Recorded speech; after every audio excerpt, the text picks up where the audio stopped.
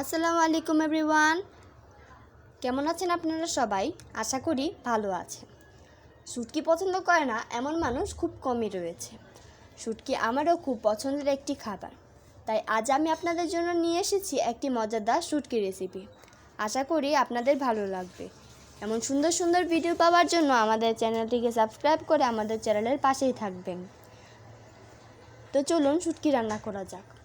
শুটকি রান্নার জন্য প্রথমেই আমরা একটি কড়াইয়ে পরিমাণ মতো তেল গরম করে আগে থেকে পরিষ্কার করে ধুয়ে রাখা শুটকিগুলো এখানে দিয়ে দিই।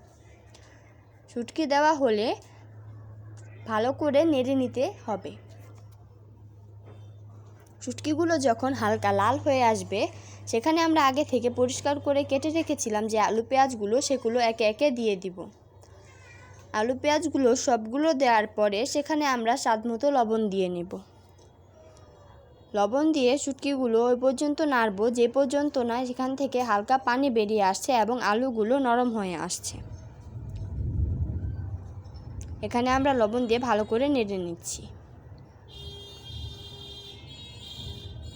যখন শুটকিটা দেখতে কিছুটা এমন হয়ে আসবে, তখন আমরা মনে করব শুটকিটা অন্যান্য প্রসেসিংয়ের জন্য তৈরি। তো এখন আমরা শুটকিতে অন্যান্য মশলা অ্যাড করব।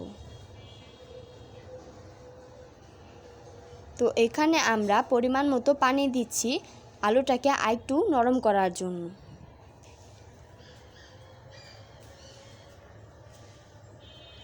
পানি দিয়ে ভালো করে নেড়ে নিচ্ছি।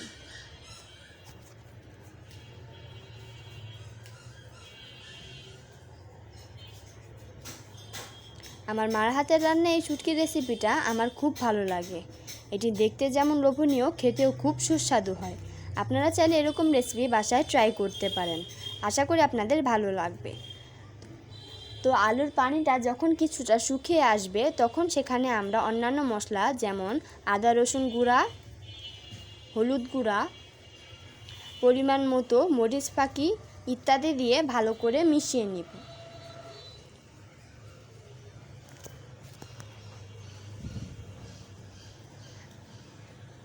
সব মশলাগুলোর সাথে আলু পেঁয়াজ এবং শুটকি ভালো করে মিশিয়ে নিতে হবে।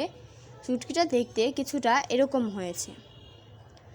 শুটকির পানিটা আরেকটু শুকাতে হবে, তাই আমরা আরও কিছুক্ষণ অপেক্ষা করেছি। এখন ফাইনালি আমাদের শুটকি রান্না কমপ্লিট।